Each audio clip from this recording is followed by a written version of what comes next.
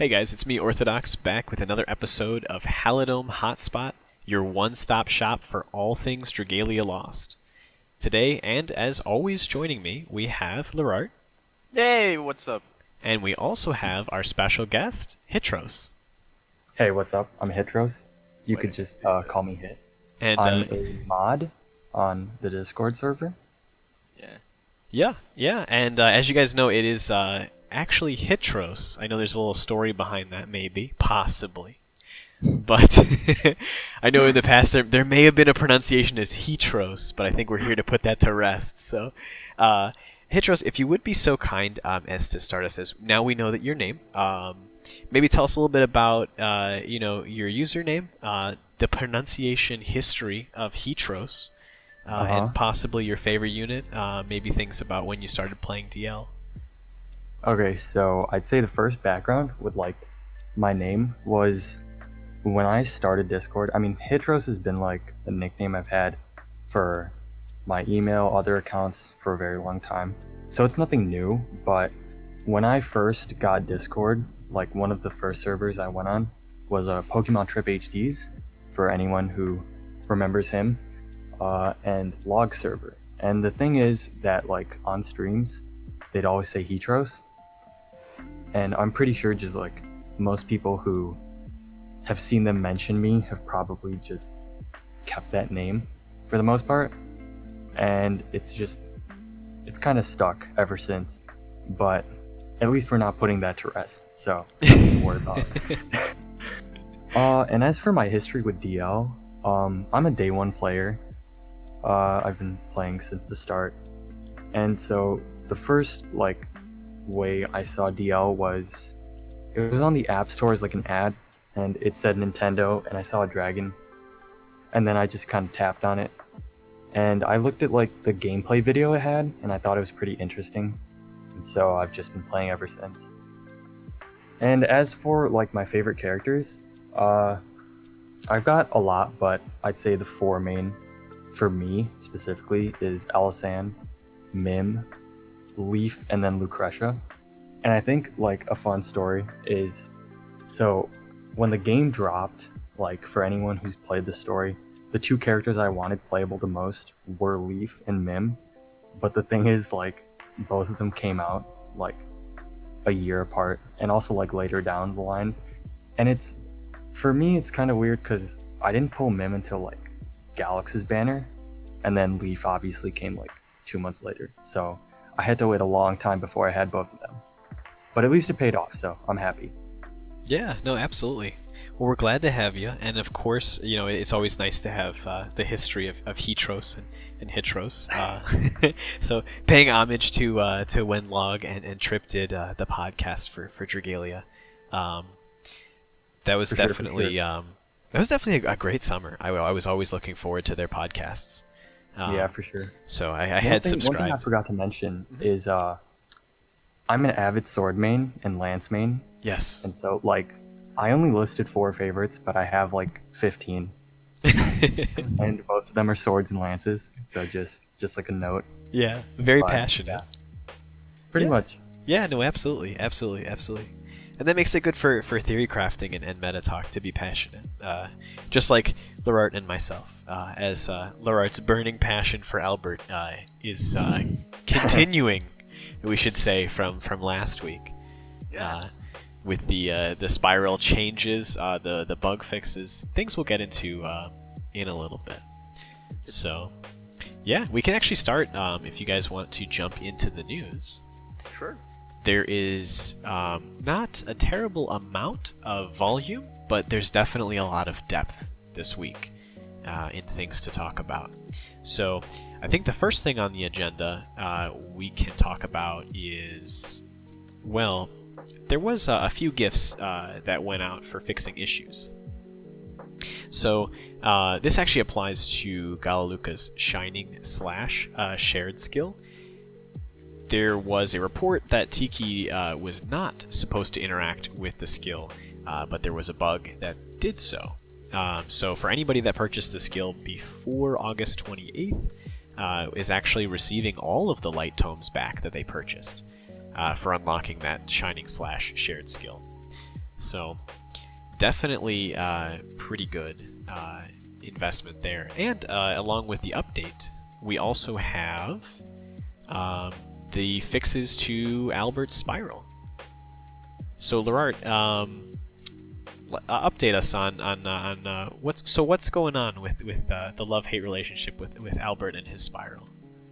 I still hate what they did with the Force Strike, but after they fixed the bug, and I spiraled him myself, and I've played him some rounds in Tartarus. Yes. Yeah. He's not as terrible as I was saying he was. He's actually a good unit. That was a good spiral. Pretty like in terms of how good he is, it's a good spiral. I just don't like how they changed how you play before you get energized. Right. For his S2. Yeah, but overall it's a really good spiral. He got some okay mods, some decent damage mods, and he can not paralyze if he wants to. Because the only way he can paralyze is with the second charge from Force Strike, which was bugged before, but they fixed it. But if you have another paralyzing inflictor, you can just not charge it to the second phase and don't get in the way of the resistance. And that is good. That is really good. Overall, he's decent. If you want to spiral him, it's a safe spiral, I'd say. Not the best one, but it's a good one. If you have Goof, Goof is a good sword too. So don't be like too excited. But he's decent. I still don't like what they did, but it's a good character overall. Yeah. Yeah, definitely good to see the changes. One of the big benefits, right, being the poison resistance. As we can see, an influx of the pub meta at the current time has a lot of curse res. At least from what I've seen in the pub rooms. Hit, have you done with that being said, have you done some public room lobbies, and what are your first impressions for Tartarus Wrath arriving actually earlier today? So I regret to inform you that I have not done any pub runs. Oh, okay. The thing is, what my situation was, like, I stayed up until reset, and then I played with a group of friends from another server who, we formed a group, and then we farmed, I'd say we farmed around, for me, it was like 112 golds, and then I went to sleep, and then woke back up, and then we finished the, first 150. But I would say, I've heard that pubs are, really bad. Now, obviously, with the whole shadow, meta kind of taking over, pubs are probably not as bad as they were when Tartarus dropped.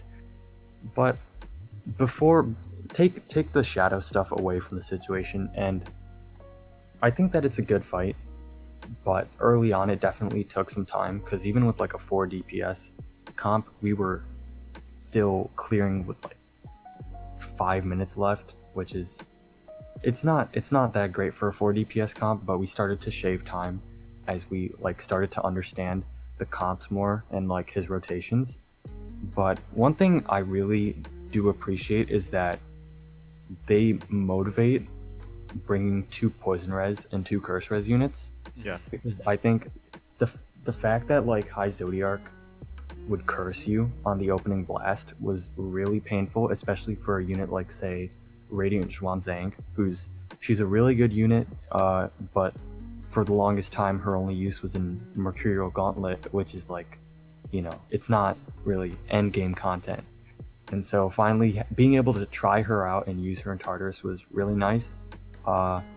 Definitely a strong unit. And I think just in general with Light, there are a lot of strong options. I've played with Summer Cleo, Halloween Ellie, Peony, Chitose, Goofton, Gala Luca, and a few others, and they've all been really good.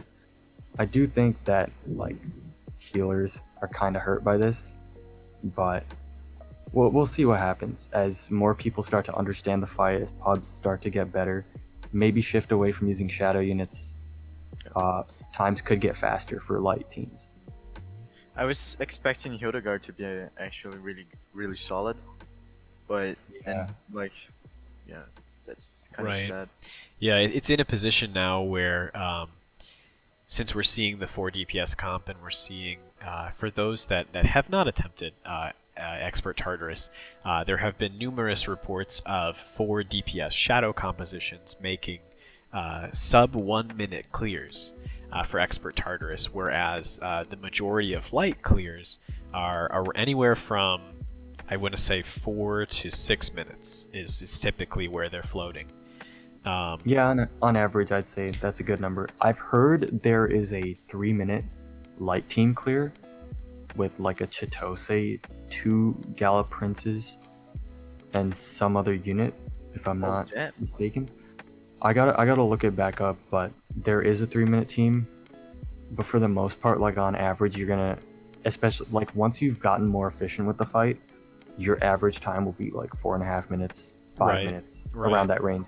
And even then, like that's not really great for a 4 DPS team. Like especially, and this is like with high dragon trial weapons. So if everyone has an Agito, that number probably changes. So we'll have to wait for a few days. I mean, it's day 1, so there's not Right. much you can do. Yeah, the It's thing. still insane that there's a sub 1 minute clear. I know. Oh gosh, especially with Shadow, and the thing too is that it's not even using Marth or Mitsuba, which has been a common trend for speed clears in the past. It's no just Veronica either. right, and no Veronica, so it's quite literally just raw damage units. You know, we had the Patia, right, which is just great percentages. Team buffing. And then you have the Galaxes, right? I saw it was triple Galax and then 1 Patia for the 51 second, if I'm not mistaken. At least I saw the one I'm confident on that I had seen was a 1 minute 15. That was 3 Galax and 1 Patia. I actually saw a Belina, double Glio, and Patia clear, which is so weird to me because you know how like the whole problem with Glio in MKai is healing Belina, which is like exactly what you don't want to do. Right. And so for them to both coexist in like a speed comp is kind of insane to me. Yeah, it's definitely not what I expected. Is how it will be. The other thing that's interesting is that these weapons for Tartarus's Wrath are extremely unique in the second skill or passive, granting both Dragon Gauge and Skill Haste on the second active effect, and it actually has a damaging skill attached to it. That much is very interesting because this fight, one of the large mechanic aspects or action elements of this fight is involving shapeshift. So because I guess, are they just spheres? What would you guys categorize those purple spheres as? Cages? I mean, they're not quite. It's kind of like cages. They work like cages. Right. Yeah, they function like a cage, but they also shield you from the arrows. Yeah. Right. Yeah. Which I think people, once they start to figure that out, they realized, okay, don't dragon, because the way to escape them is to dragon, but it's kind of better to be patient, tank the arrows, and then dragon. But yeah, they trap you, and the only way to get out is dragon, otherwise you die if the timer runs out. Right. And then, of course, each of the portals that you enter, not only do they have a corresponding affliction to them, which is why the 2 afflictions resistances are required, 2 curse, 2 poison.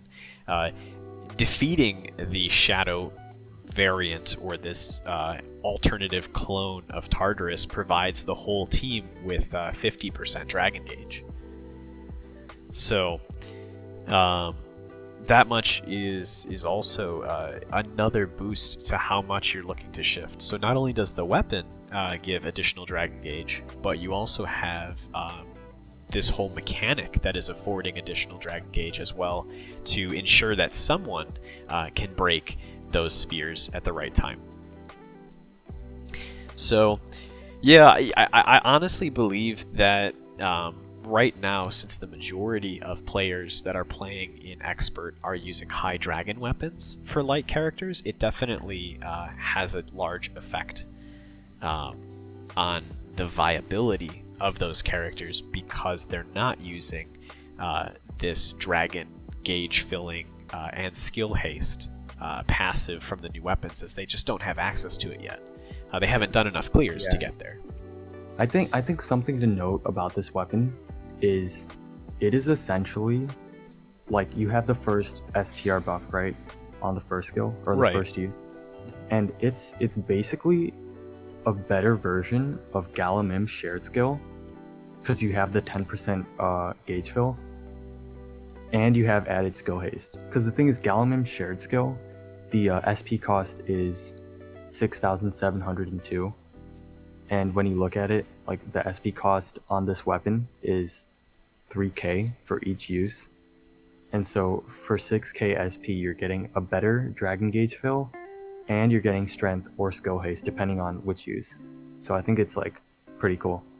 Personally, to me, I think it's the second best Agito weapon effect behind attack rate, of course, because attack rate is if you know what I mean. Right.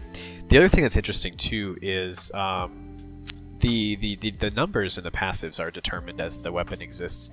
Do you guys know offhand what the max unbound percentage is for how much Dragon Gauge you receive when you use this? 10%. It is 10%. So it's 10%, and then the damage mods for those. Do you know offhand? It's 1K.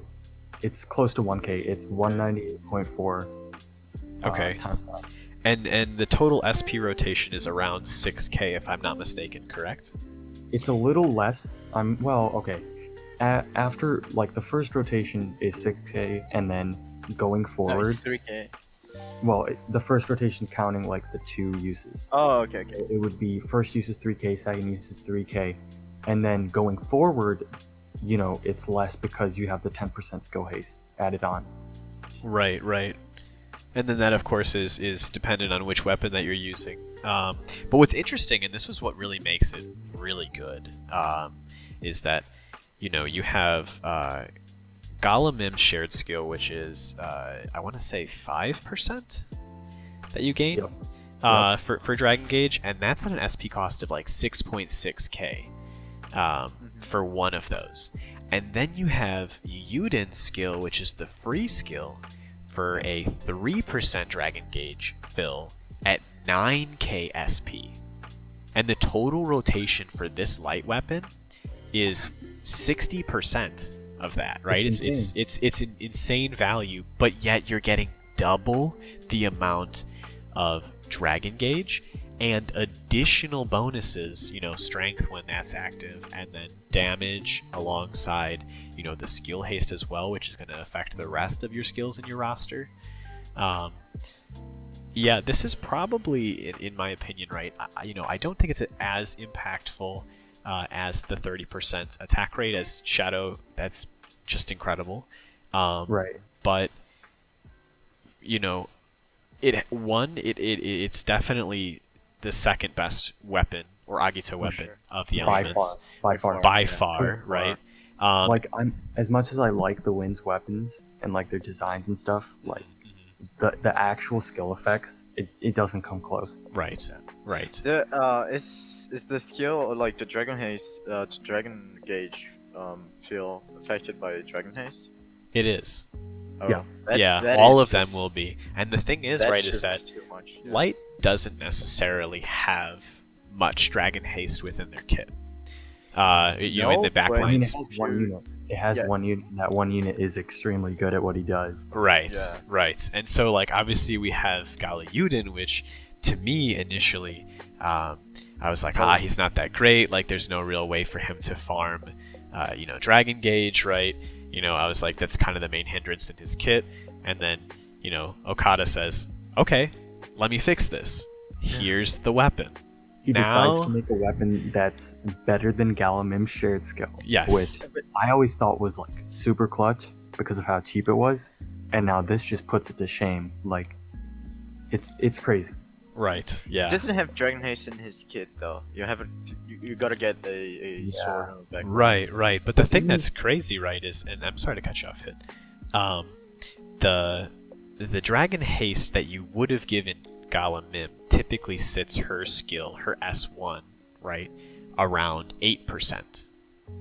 So even if you had haste in the kit, right, it's still less than the value of the weapon skill at 10%. Which is just insane to me. It's crazy. Yeah. I think one thing I find really just ironic is that I know like a lot of people when they were going over the Gala remix banner for the Yukata units, the featured units aside from them were Gala Prince and Gala Luca. Or Gala Luca wasn't featured, but he was on the banner. Yeah. And if you look back then, most people wouldn't have recommended Gala Prince, but now he's really good. He's really I good. wasn't the gang for Gala Prince.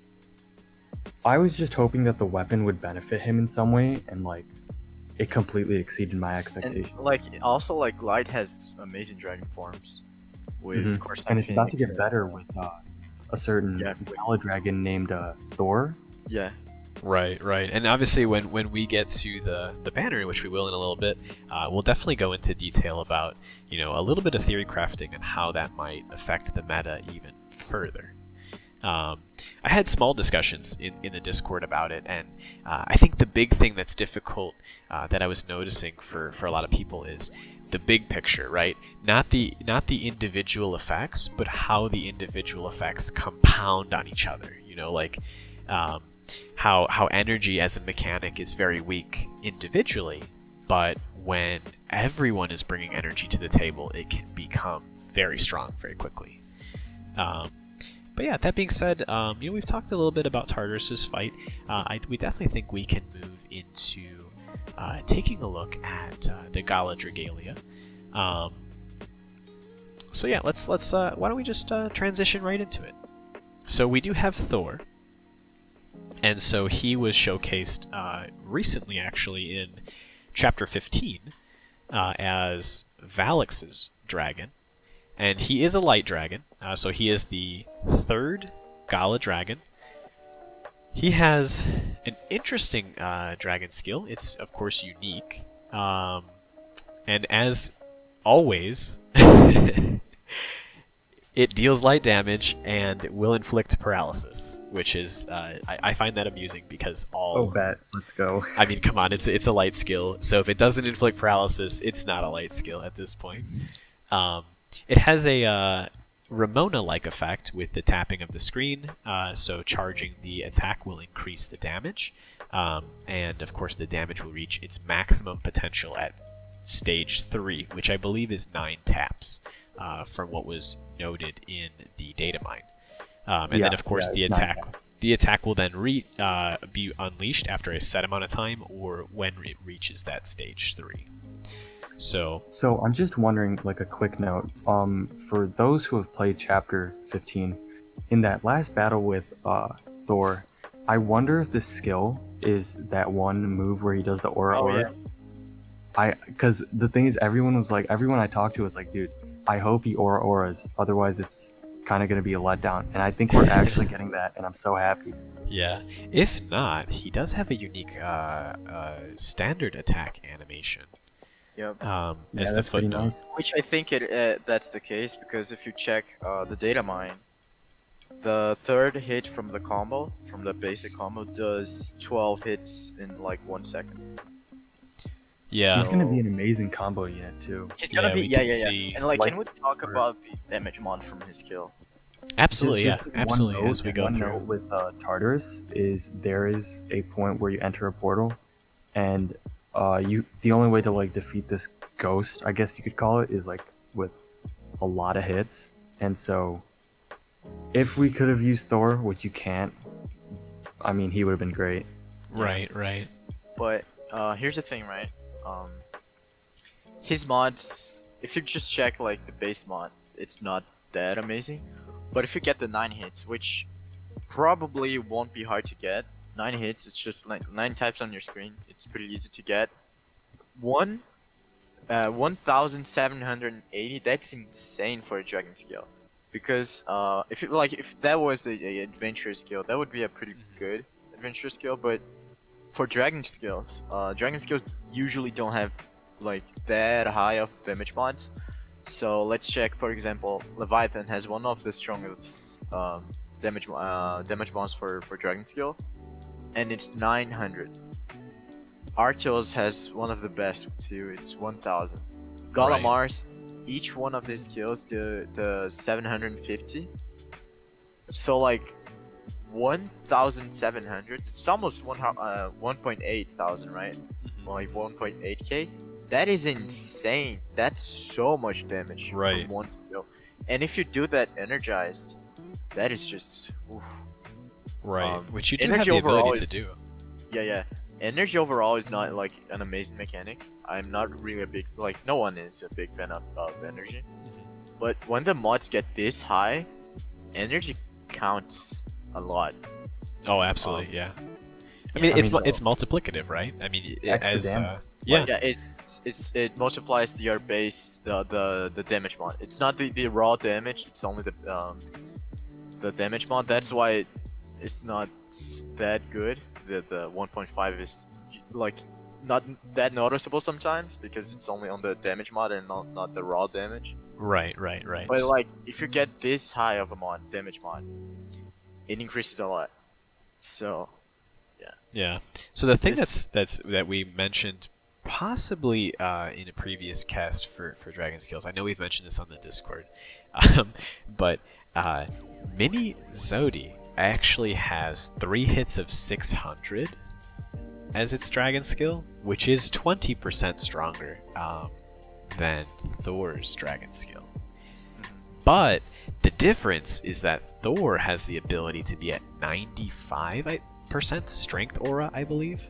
yeah. Whereas Mini Zodi is half that, right? Or actually not No, even it's half that, a not even third half. that. It's he's 30-30 Not even a split. third, Yeah. it's a 30, yeah.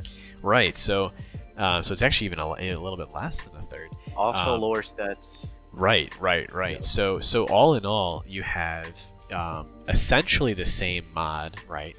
Essentially the highest dragon mod, but then you also have a 90% possibility for strength, as his strength does scale with energized or energy stacks in general. As we can see, the first passive is Chariot Rider 5, increasing strength by 50%. It will also increase the user's energy level by 1 stage for every 5 seconds that passes.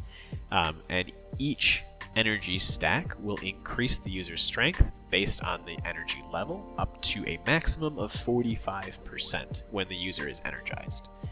So, yeah, that of course would lead you up to 95% strength for Light, which would officially make him the highest strength dragon for Light and the highest strength dragon, period. Because technically Mars cap is 90 if you're just looking at the passive. Yeah. Right. So- right. Like overall, if you check like on average, Mars has highest strength. Right, It's right, just that Yeah. the cap is higher for light right. Yeah, Just yeah. like by imagine, 5%. just imagine like a Thor dragon spam, where like That being say, said, I don't know, you have 2 Gooftons, right? And both of them stack up to 95%, and just on break you dragon spam with Thor. if It would his be skill like the problem is that like can't spend that much probably because you gotta get the energy stacks to be like this good with the dragon form, but still like it's such a strong dragon form. I'm like when we got the notice, I wasn't that confident he would be that good, but after we got the data mine, we got because what I was thinking was for each energy stack we get 9% strength, but as we've seen that's not the case. One stacks you get extra 20, I think, 125. Yeah, let me pull up the Yeah, thing here. it's Yeah, 125 to 30, so it's a lot better than 9% strength for energy stack. right. So at the very least, you will be at 50, but after 5 seconds of not being energized, you immediately shoot up to 75%. Yeah, which is a lot. Certainly a lot better than initial anticipation, right? If it had been a true flat game. Yeah. Yes, definitely starting off at 25% and scaling 5% per additional stack up to energize is definitely very good. And after I saw the mods, it's just a good dragon. Right. I don't think it like, I don't know. He's not out yet. We don't know everything. How like we cannot know for sure. Right. But I don't think it will be as good as Mars, because Mars is just too good. Right. The But, thing that we have to note about energy as a whole, right, is that he does have, as all the Gala dragons do, a second passive that is the shapeshift ending passive, if you will. So this one's called Thunderbringer 2. When the user's shapeshift is undone, it energizes the entire team. Yeah. And of course, we've seen the power of the shapeshift being undone on Mars, where all of your skills are ready to go. Obviously, that is an incredible one, but that is limited to the user. Whereas this one is the first Gala Dragon skill, or passive, I should say, that affects the entire team. I think it's still better. Mars is still better though, because I mean it's not bad, but It is, but it is interesting to note that you could take any light unit now with this dragon, and you could provide energy, but also be a DPS styled unit. In the past, if you wanted to do energize to team right through a dragon, it would have to be Freya, and you'd be with Freya an HP dragon. Could also be. You could do Popstar Siren too. Popstar Siren and Shinobi. Yeah. True. Those do exist as well. Doesn't Tyshawn also energize? That one does as well too. Yeah. So I guess there are a few other options, right, in terms of with what you could do for energy for the team. However, Shadow isn't typically one that dives into too much energy usage as the other elements do, or it seems as if Light is going towards that direction, right? But of course, having the energized to the whole team is a nice bonus, right? Yeah.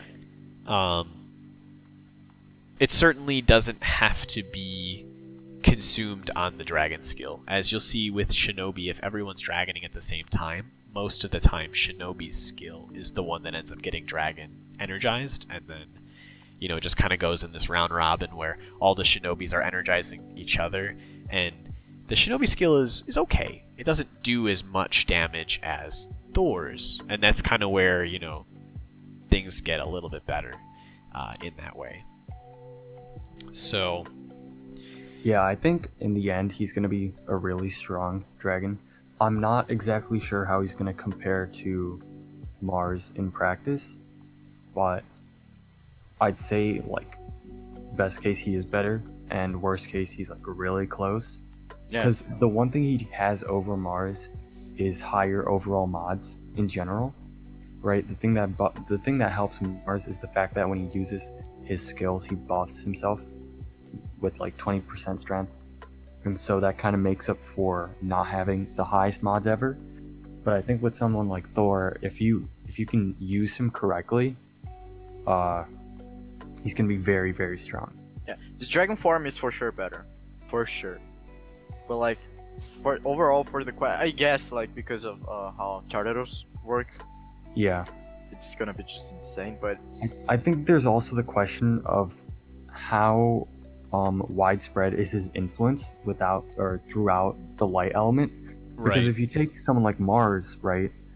Mars is on practically everyone except for Chelsea and Hunter Berserker, and I might be missing a few others, but even healers run Mars. It's just insane. And then I'd say the closest to Mars in terms of like influence is the bunny Oh, yeah. dragon, water, where you can basically run her on pure DPS units, support units, hybrid support units, just Healers. basically anyone, and still be super viable. The only thing she's lacking is a strong dragon form, but that buff zone is like the best buff zone in the game, so Mm. you know, Right, it makes right. up for it. It makes up for it. It's a pseudo Mars, if you will, for the team. As It's if you ask me, it's kind of better than Mars because for the most part, if you're staying in the zone, you're going to fill your own skills, but you're also filling the team. right, So- right. It's just a better overall contribution to the team. Yeah, But still, Mars is the strongest, so I like Mars, but right. you know, each dragon has their own advantages. Right. Yeah. I definitely say though I am excited to see Gala utilizing this dragon as his chain or his co-ability, not his chain co-ability, but his co-ability also amplifies dragon damage as well. And of course, with the Agito skill that we've talked about, along with the amount of dragon gauge that Tartarus gives us, there should be ample opportunities to abuse this very powerful dragon form. Right, So, right. I'm yeah. actually I hope this kind of motivates people to shift back to using light units just to kind of try them out and you know just have fun with them because you know Shadow's cool and all, but I think using the light units in a fight made for them is actually pretty nice. I've had fun so far, and so I hope that like Thor makes it even more fun. Absolutely, Assuming yeah. I pull him, but Right. you know, we'll see what happens. I think he'll be great. I think he'll make an impact for sure. Just got to see like how much of an impact he makes. Right, right. Essentially, for me, it's like, please, guys, I waited so long for Light to have relevant content. Please don't do this to me. Please. But that being said, for Shadow, we do have a new Shadow Dragon as well in Ramiel. This dragon, in short, very interesting. Better Marish 10. Yeah. First of all, in the dragon skill, right, you have a defense reduction of 20% for 15 seconds. You also have the feature that it immediately readies your second skill for use, and gradually fills the first and second skill for 90 seconds. So you have a skill fill feature, which I don't know if we do have the mods on these as well, correct? For how much it does fill. I can definitely Yes, pull those. we should have those. Yeah, we do. Let's take a look here. We can take a look at the mods for this. So it says it fills the skills by 1.5% every 2 seconds for 90 seconds. So definitely not a terrible little bonus there, as that's a minute and a half is a long time for an extra set of skill fill there. So at any rate, it could be considered to be along the lines of like a little extra bonus skill haste.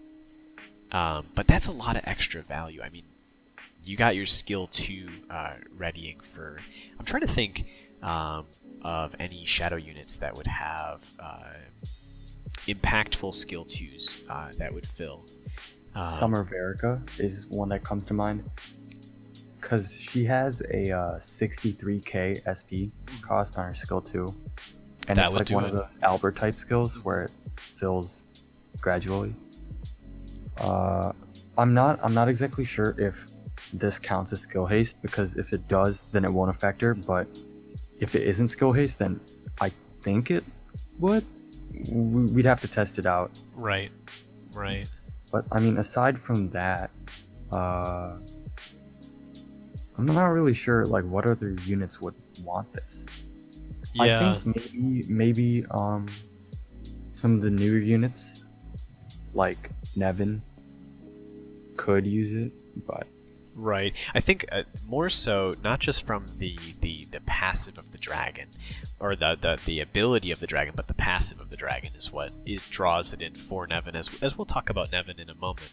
But the passive is strength and shapeshift prep 5. So you get 60% strength, but you also get 50% of the dragon gauge filled at the start of the quest. And that is enough for a shapeshift on frame 1. Bro, just imagine Audric with this. Yes. I saw this and I was like, I want this. Because you could get 70% dragon prep on Audric. You can also, like, in solo, you can get 100% dragon prep. That's true, you could. Yeah, but the if you thing run is Wyrmprint. this dragon in Wyrmprint and particular, Helper. I feel has the potential to allow me to do a true solo on Audric. Maybe, Yeah, that is true. you know, obviously not with Pyen, as he has the cage mechanic, right? That I'm not the prison, if you will, right? The cataclysm is what the name is. But I did a solo for expert and master Jupiter, but this dragon might give me the potential to do a true solo. So, of course, that would allow me to bypass the blast, which means I wouldn't have to necessarily worry about Audric not having 100% paralysis res. But then, of course, you have the bonuses of his skill, right? You have the poison, the defense reduction in the beginning, and then readying. Obviously, skill 2 for Audric is, well, it needs a boost. It needs something. But the gradually filling of skill 1 would still be a big bonus to get me back into dragon form.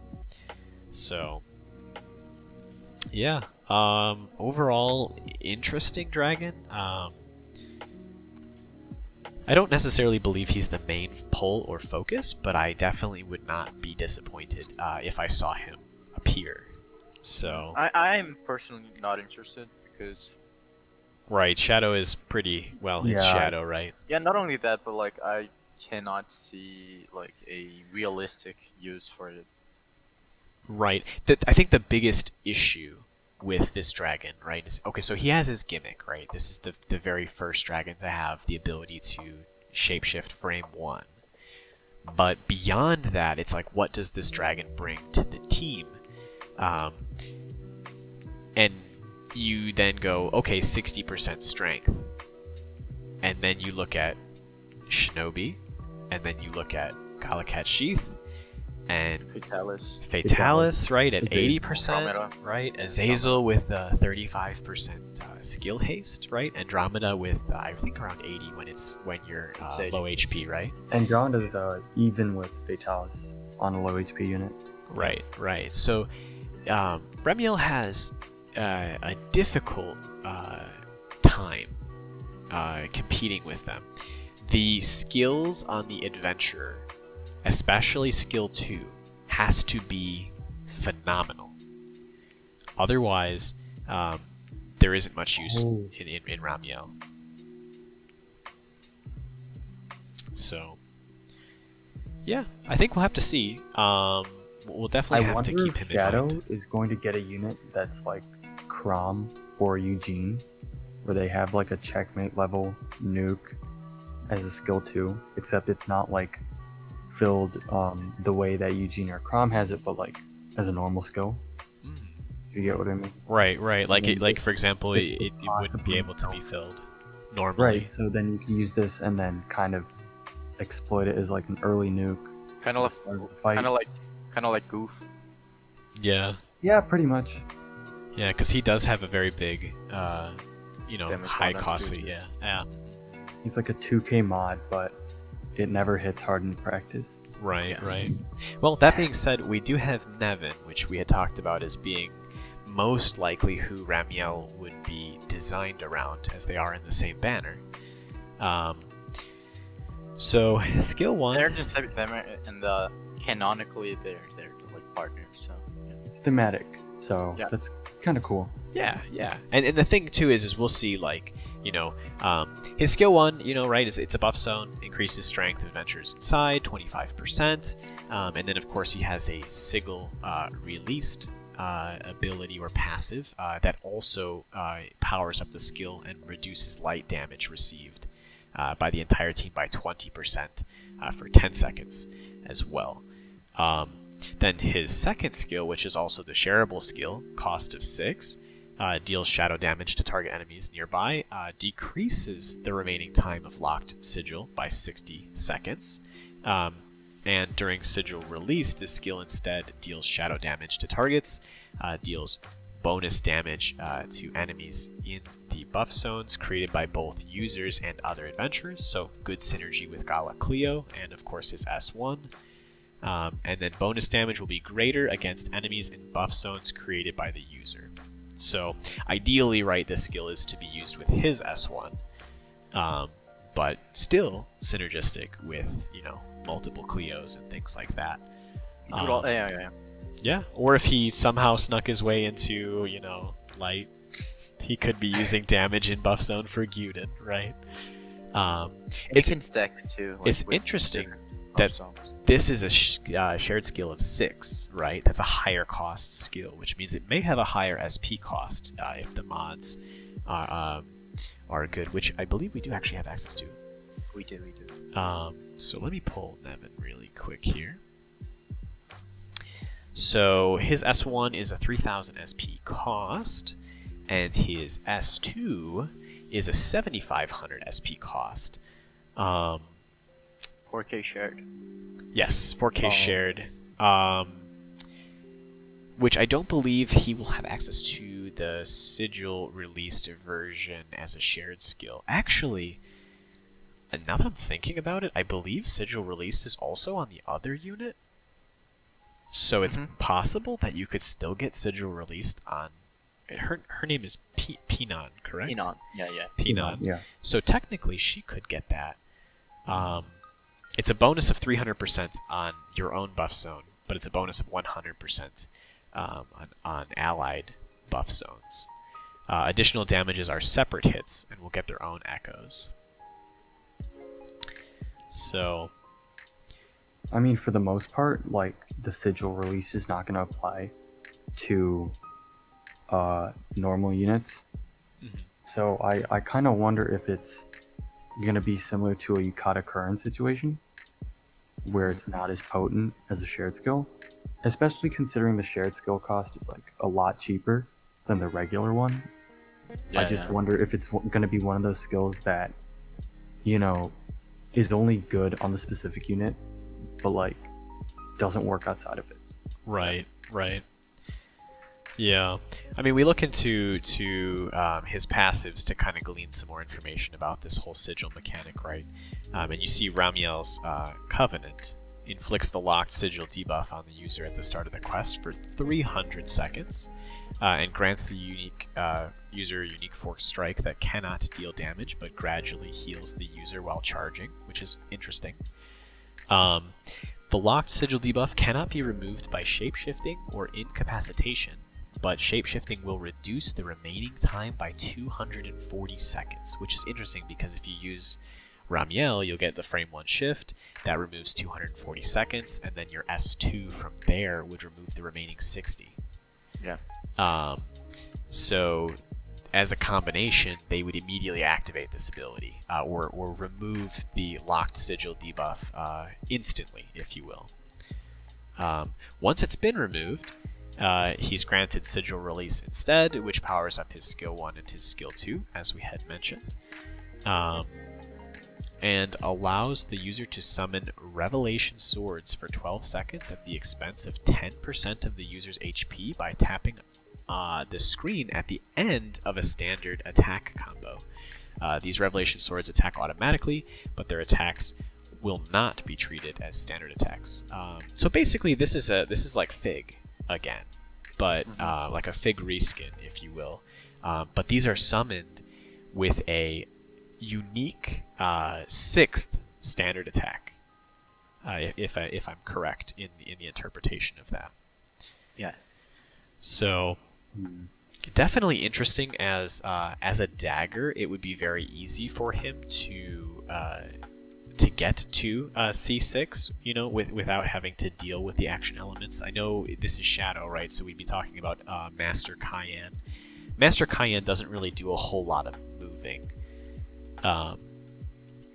so you would be able to consume your HP to make that happen. And the current meta, right, with low HP units and Grace would definitely allow Nevin to just use his HP as another resource bar. Yeah. So he has the potential to be interesting.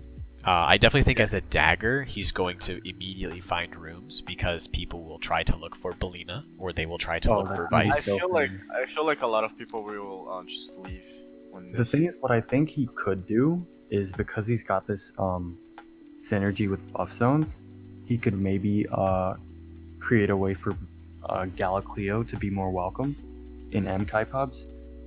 I mean, I'm not exactly sure how it's going to play out in practice, but I think it's a very good It's possibility. a weird kid. So It's Right. it's another one of those unique units that like you don't really fully understand until you see in practice. yeah. Right. I don't think he'll be like terrible, but I don't think he'll be like amazing too. I think he'll be like solid. Right. I think there's definitely, it's difficult in the fact that the passive, right, his ability 1, Ramiel's Covenant, has this debuff. So a 5-minute debuff, 300 seconds, is long, right? Mhm. I mean, Right. most of the Cayenne pub rooms are finishing in half that amount of time. Yeah. So, 150 or less seconds. So without using the dragon, right, Ramiel, the only other way to remove that is either to wait or to use his S2. So, yeah, I'm not sure. I mean, I don't know if the limitation of having Ramiel as his dragon is punishing to him, or if playing him as more of a supportive style unit with the buff zones is the way to go about him. Because if he goes in that support zone, then he's going toe to toe with Patia, and that's a problem because Dude, Stop right there. I'm just gonna put it right now. I'm just gonna put it out there right now. Patty is Patia. Like, Yeah. I mean, She's just Patia cute, cute, right? versatile. So Yeah, She's but like, never- okay. If you wanna like go this route, I'm seriously, I don't think he will, because getting a like defense or damage reduction, it's a totally different thing from getting a defense buff. It doesn't Right. activate double buffs, and that's one of the things that make Patia so good. right. You get 15 plus a defense double buff. Well, it empowers the brother in arms meta that we've been seeing, right? Yeah. Quite it's literally, not the worst meta, but it's definitely very easy to use. it's Yeah. it's where we're comfortable. The brother in arms. Yeah, I don't think he can replace Patia. Come on, who wouldn't want to be with their bros? I feel like he's kind of like Eugene, but a little bit better. Right. A little now, like better Eugene. Yeah, I mean, and I can see it, right? I mean, he is Shadow, so it is that way. Speaking of better can I talk units, about, you know, yes, you really can. quick? Okay, so here's the thing. Okay, I like for some reason. Yes. I'm sorry, my bad mouth, but like for some reason, I don't know. I really like girls with pink hair and blue eyes. I don't know why. I just like it. Oh, yeah, that's me. And yeah. I also like girls in suits or like formal clothing. And I also like characters that use bows in general. Like I like archers. So when I saw Pyen, I was like, oh my god, like I love this character already. LERART lost his mind. No, I'm still a member of the Padia Church, but I like her a lot. It's okay You to like almost got other it. You girls. almost got No, I like her too. It's just that Patya is Patya. Yeah. What can I say? Right. Yeah. Shout out Also, to Glaze. Glace would come after you. For He any casual slander. actually, we talked about this.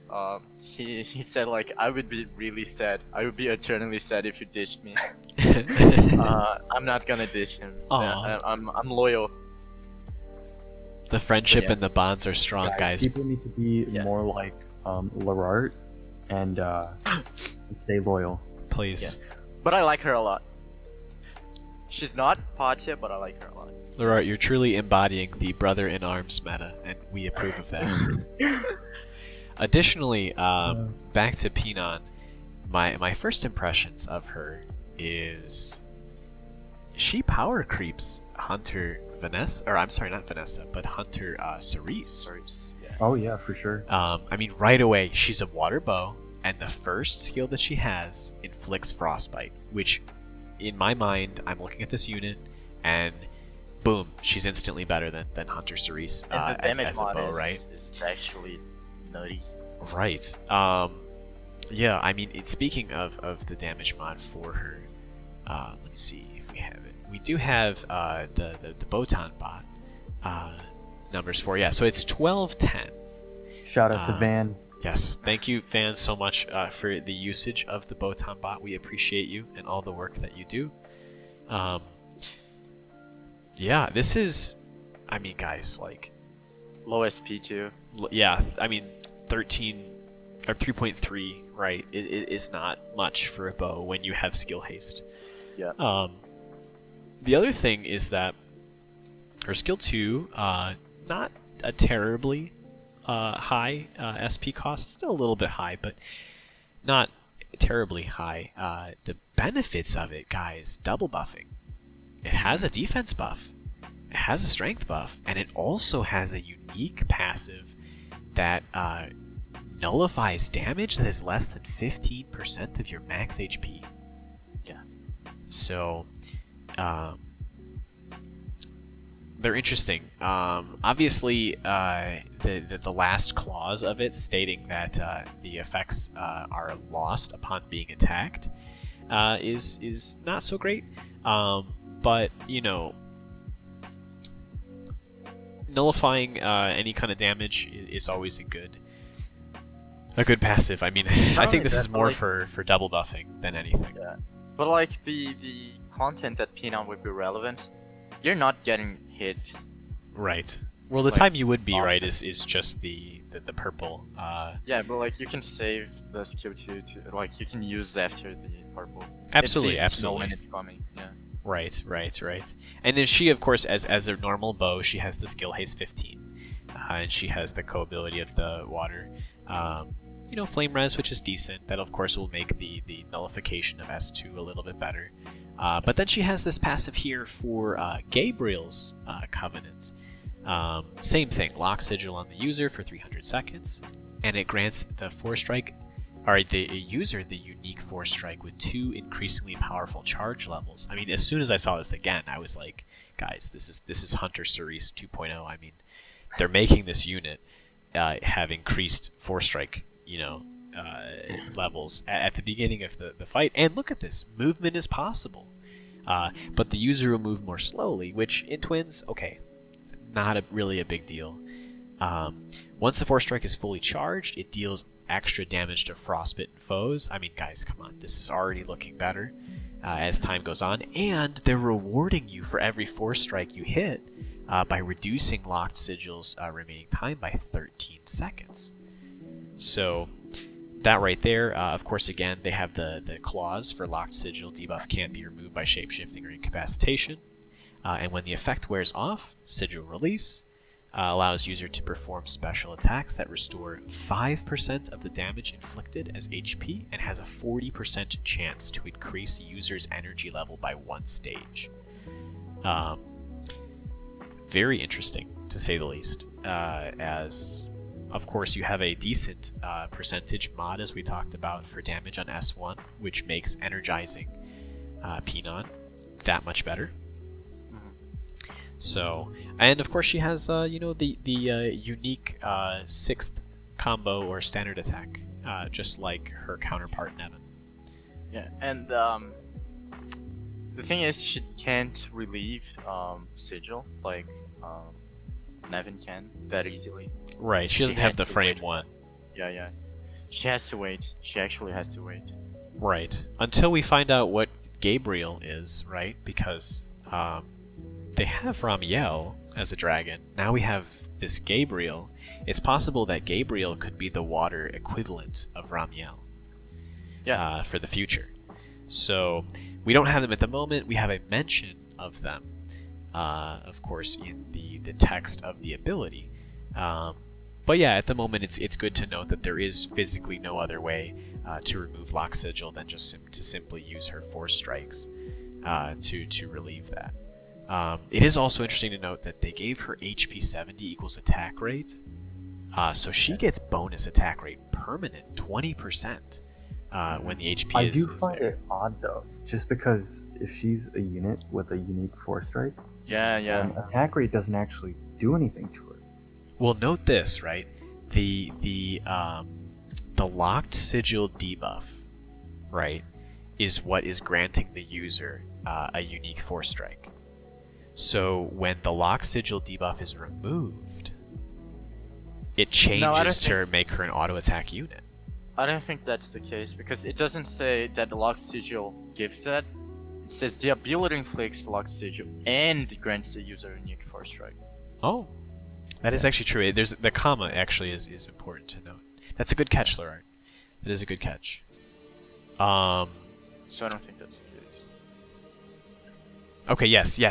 As I'm reading it again, Part 1 of Gabriel's Covenant inflicts the Lock Sigil at the start of the quest. Part 2 is what grants the unique Force Strike. And then we go through the details of the Lock Sigil debuff. LERART, this is why I have you on that co-hosting spot. You are proving yourself live on the air. Good catch. LERART stonks. Yes. Boys, Oh, Pog yeah. in the chat for LERART. We gotta show them the mods for the auto attacks and the unique combo she has after it's not there, but Yeah. it's on the. If you check the wiki, let me check. Let Sure. me get the Yeah, wiki go ahead again. and send me a link on that one. It's here. If you like scroll down, you can just check the combo 6, 7, and 8. Yeah, let me go ahead and pull that up. They're really strong. So we have her, and we can take a look at. Wow! Yeah. Damage It's multiplier really of strong. 1060%. So 1060%. Worth mentioning, her if you check her Force Strike, she gets a lot of SP too. And of especially course, because of the skill haste. each one of those has a chance to increase energy. Yup. And it restores user's HP by up to 5%, right? Or I think in total for the combo is 7%. I think they had mentioned. But even so, combo 6, 7, and 8 are giving you 975 SP gain. And the Force Strike is 900. 900 damage on first frostbitten foes. Yeah, that is.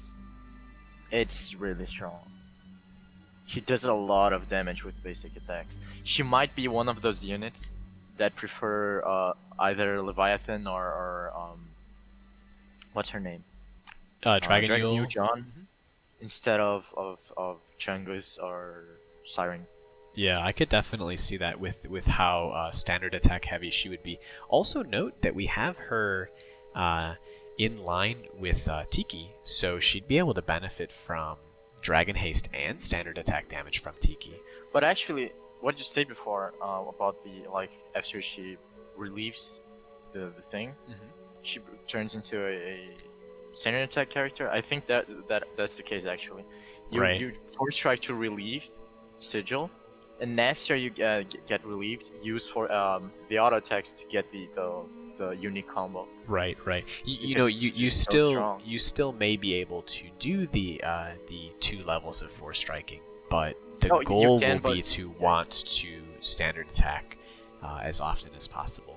Yep. Definitely, yeah. So Yeah, I mean, all in all, this banner at the time of release, this banner is actually going to be live. So, yeah. Uh, spoiler alert. I pulled 4 Thors. Oh, Yes. So Live I pulled. now? Yeah, I pulled 4 Thors. I pulled a Bun Bun. I pulled a Shinobi.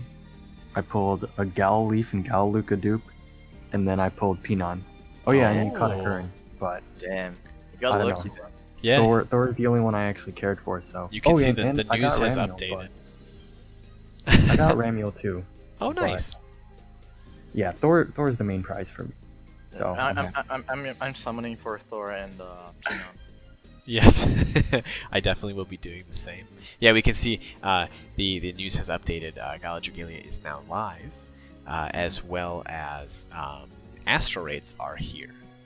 So, it better not be Valfair. well, we can definitely just take a look now. Let's take a look who it is. It is not. It is Hypnos. Oh my god, I love Hypnos so much. So It's not like it's the worst raid boss we ever got. yeah, he's definitely interesting. I remember when they first had Astral Raids, Hypnos was. It took me all day. It took me like three hours of attempts when Astral Raids first came out with a flame team to beat him. Same. Kept having to pub and Astral find Raids lobbies. early on, it was actually pretty tough. It was a good challenge. Yeah, Mhm. definitely. So, yeah. That being said, we do have, of course, with the characters that we've been talking about, a new facility event, Agents of the Goddess, which is currently live as well. It's been really, really hectic, really crazy on my end. I actually haven't gotten a chance to play in the event yet, but I do know that they are offering a facility, as this is a facility event, that powers staff and axe, if I'm not mistaken. Yep. Yeah, so I won't ask necessarily about the story on this end for you guys, as it is still a new event. So I'd definitely love for players to be able to experience the story. I don't want to have necessarily any spoilers just yet.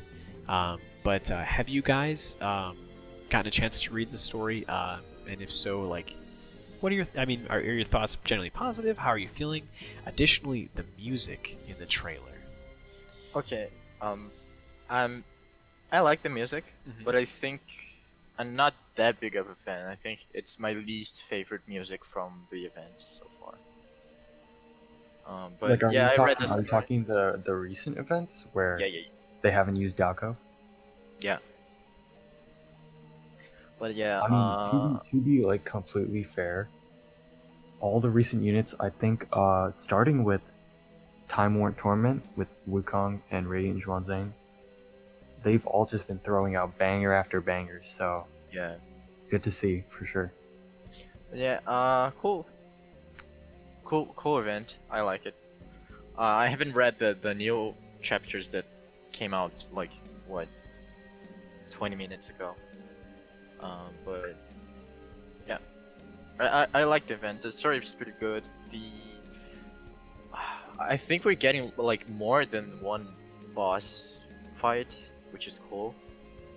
But so far, decent event. We haven't got like full info about the event because they're still releasing things.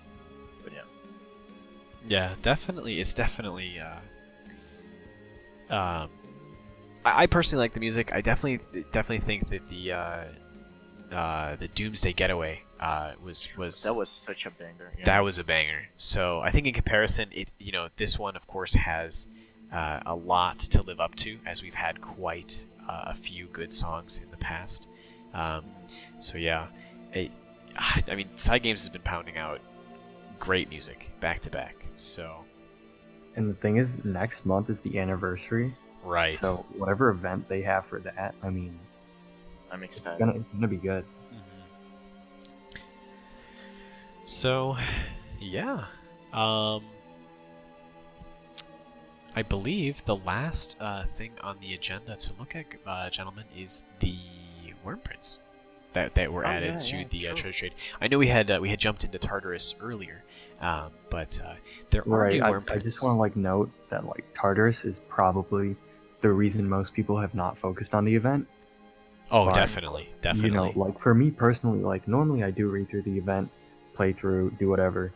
But the only thing I did was just skim through, get the facility, get out, and then, you know, go back to Tartarus. So I mean, it'll be like a week or so before I probably like try to just look into the story, because Yeah. Tartarus is the main content out right now. It But is did you fun. guys read the story that we got after like you beat every Agito on Oh, Expert? the epilogue? Yeah. Yeah, I haven't yet. Haven't touched it yet, but it's a cool thing. Yeah, I haven't. I'm assuming everyone's read Tartarus' story, right? Right, yeah. right. Yeah, Tartarus is definitely pretty cool. So I think he's definitely the coolest Agito boss. Yeah. No, I super prefer Volk. I think Volk is so cool. I mean, Volk definitely has the best facial expression. Yeah. But And I think like his I think if we motivation. go just off of like his belief systems and like what he's actually fighting for, I think Tartarus is cool, along with like his design. Both phase 1 and 2, I really like it. I'm disappointed the Agito weapons are not like lightsabers though. Yeah. That'd be awesome. But yeah. Let's As for the Yeah. Wyrmprints. yeah, as for the Wyrmprints, we have Julieta right on there. A day in her life. Energy double buff 1, so increasing energy level stage by 1 for each time a defense buff is given, as well as 4 strike plus 50%. And then, of course, it has a little bonus for Sanctity intake for the current event. This one's caught my eye with synergy with Thor. As we were mentioning, as you know, when you're using Thor, you're going to want to be stacking energy from as many different places as possible. Yeah. So I think this one, right? I mean, it is the 5-star print, so typically, you know, 5-star prints are good to keep an eye on. Obviously, it's got Albert. right. Honestly, all that I can think of with this print is, in fact, Julieta. Oh yeah, that's This is true. literally Right. tailor-made for her. Well, she's on the artwork, boys. Right. I feel like it's it's kind of for like her. Odd Sparrows. It's like Odd Yeah. Sparrows. it's What? I feel like it's for her and Albert. Albert was the first one that came to my mind. Right. You know, if other units are running, you know, defense skills, Patia's skill, right, or Summer Cleo, right, even Julieta's S2 is a defense buff, so, you know, these would be ways to give Julieta more double buff, and of course she does have an empowered 4-strike when she uses her skill too, so. Her 4 strikes are stacked. They I are mean, very meaty. They are yeah. very, very strong. And I think what's great about her is she is not a paralysis dependent unit on her entire element for the most part. And so you could actually use this as a viable print because she doesn't need Para Punisher. Yeah. And I think that's amazing. Yeah.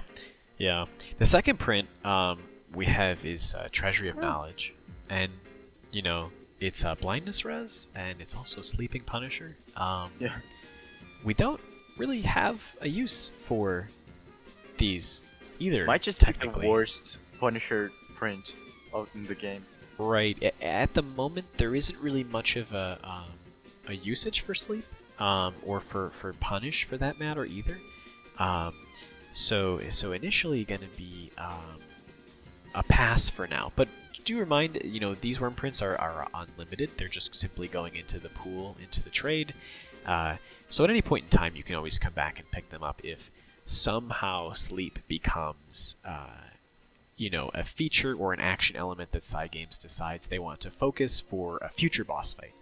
But for now, that's definitely something to disregard or to pass. Yep.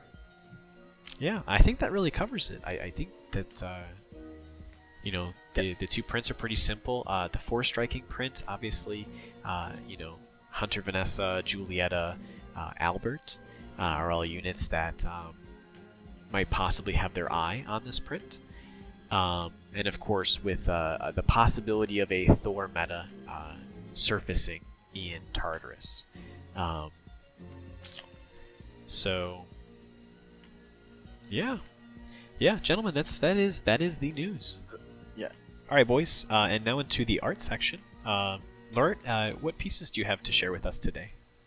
Yeah, I have this Pyen from this Hildegard art from Pyen. All right, let me pull it up here. Oh, yeah, very beautiful piece by Pyen, as always. When God will me, he shares scripture. It's you can see the inspiration there on the replies. It's just like. Oh, okay. Yeah. So there's the Hildegard, right? It's the outfit inspiration as well. Yeah. And then the other one image. We'll see. I love it. I love it. Yeah. So Pyen made this Hildegard with. It's just a meme, but like the artwork, the drawing that she did for Hildegard looks really good. Yeah, it definitely. It's really nice. I do like it. Yeah, and shout out to Pyen for drawing the meme drawing from, as unexpectedly requested. Yeah. And I was happy to see it make the front page of Reddit. Lots of upvotes, lots of love was being shared. Shout out to Pyen though. Absolutely, guys. I think it's always good to see like an artist, get attention and get the press that they deserve. Yep. And I think it was really great that this happened. Absolutely. So yeah, guys, if you like the piece, obviously, Pyen's Twitter handle is @.png. So it's @DOTPYENJI. So yeah, go show them some love on Twitter. Of course, like and retweet, follow their work as they've been pumping out a ton of pieces actually lately, and it's been a really enjoyable ride following them on Twitter. So yeah, and what pieces do you have to share with us today? So the first piece is a server banner for the Live and Like Log Lounge, or now more recently called the Lounge. And so this is by Rane, who is one of the moderators there, and definitely one of the nicest people you will meet. So for anyone who wants to join a DL community and meet very nice people like Rane, definitely consider joining the Lounge. You'll also see nice edits, just like this one. And I think it's very nice. The color scheme that she was going for is like almost like a vaporwave type of color scheme, where it's like the neon purple and the blue. And I think it's very fitting for these two characters, because that's kind of their color scheme already, purple and blue being their elements. And I think one thing to note is that for each new event, Gala banners, recently the summer events, and definitely for the anniversary, you will see a new edit each time. So I think this is one of the many different edits that you will see from Rane. She doesn't have any social media and doesn't really use any, so if you want to see more of her work, definitely join the Lounge, and you can get to know her and then see all the work that she has to offer. Yeah, absolutely. Shoutouts to Rane, as well as not just this edit, but also the graphics and edits for the thumbnail in each and every Halidom Hotspot podcast is done by Rane as well. I just wanted to tell a quick story. Sorry for cutting you off. Oh, yeah, no, absolutely. But there's a quick story. So after the first Halidom Hotspot episode dropped, she sent me a message just saying, hey, do you think there's any way I could maybe get you to contact Orthodox, right? The thing to note is she's kind of shy, so, she's not like the person to contact people first. So obviously I was like, okay, what do you want to do? And she goes, I have a thumbnail idea. And I'm like, okay. And so I just contact Orthodox and I'm like, hey, I have a friend, her name's Rane, and she has a thumbnail idea for you. And so he's like, okay, yeah, let's see it. And so she makes the thumbnail, and after I send it to him, he's just in love with it, and he instantly changes the thumbnail of the video, and now, this is what we had ever since. And I think going forward, you'll actually see more added to the thumbnails than before, because, she's getting more and more ideas. Absolutely, yeah. I remember the night that I got the DM. I was actually out, so I was on mobile, and I saw the thumbnail and the graphic, and dude, I loved it. It honestly made my night. I was so excited. Yeah, she said that she got like nostalgia, like back when Trip and Log made their podcast. And she's the type of person who wants people to succeed, so she really wanted to support the channel in some way, and I think it's a very good way to support the channel. The thumbnails are awesome. Yeah. Yeah, very, very, very. I was very thankful. So, Yeah. shout outs to Rane. Thanks so much, guys. If you feel the same way, definitely join the lounge. And shout at her and let her know how much you guys enjoy the graphics too. Because I love. She gives a lot of hugs. So when you first join, if she sees your name typing, she'll give you a hug. So be prepared for that. Yes. And so now the next piece I wanted to look at was an edit by Eris, who is a person who isn't necessarily like a person who draws, but she's very good at editing, and she makes a lot of edits. And this meme is meant to be a almost like a what if scenario if Mim was the water worm. So basically the color scheme's all blue. I really like the shade of blue that was chosen because it's not like a direct copy of Mercury, but rather something that I think fits Mim. And I just think that the color scheme goes really, really well. Oh, absolutely. Especially how it makes her eyes pop. Oh yeah, for sure. That the contrast between the red and the blue is just amazing. Yes. Yeah. Honestly, Mim gang, So we're excited. Gotta represent. Gotta represent. We're excited, boys. I'm alone on this one. Yes, perhaps we'll get a Padia edit for you someday, LERART. Yes, perhaps a possible Padia alt incoming. Glace would be ecstatic in the background. I can hear him all excited at the moment. Get also like a what's her name? Pyen. Pyen? Yeah. Pyen Mitsuba? Oh. Yeah. Oh. But yeah, and then does Eris have any Instagram, Twitter, or things that she'd like to shout out for us too? Eris has a Twitter account called @ChaosEditsStuff. Okay, yeah, I'll definitely have a so link. You could definitely just follow her there. She does post her edits, so definitely worth checking out. Absolutely, guys. We'll have a link for that, as well as for the lounge for Rane, and of course Pyen's Twitter in the description below. So of course, guys, as always, definitely send all your love to our artists for this week. But yeah, and I also wanted to say, thank you guys so much for coming on. LERART, as always, thank you for being a co-host. You're a valued member to the team, especially with helping to break down the large Yu-Gi-Oh card text of character descriptions we now have. So I appreciate you getting real with me on the stream, live for everybody. I'd say that definitely these last two units, like this last banner, has definitely been very hard to read, and I'm thankful that LERART could just kind of summarize it for me. Yes. LERART's got the galaxy brain. I have him here. He's come a long way in these short. Was this the 4th episode? So again, guys, follow LERART on Twitter, and we'll have a link in the description for that below as well. And then hit anything you'd like to say as well to the listeners. One thing is, thank you very much for having me on. It was a blast to just talk with the boys. Absolutely. About stuff. And one last thing is, again, a shout out to the lounge. Definitely a lot of nice people there, Rane and Eris included. They're a great bunch of people, and definitely just worth checking out. Yeah. Again, thanks a lot for having me. I really enjoyed it. Yeah, thanks. Well, thanks for coming on, Hit. We definitely appreciate all of your contribution to the server, as of course, you are one of our valued moderators on Baby Brunhilde's stomping ground. So for the listeners, if you haven't joined the Discord, definitely do so. There will be a link in the description below.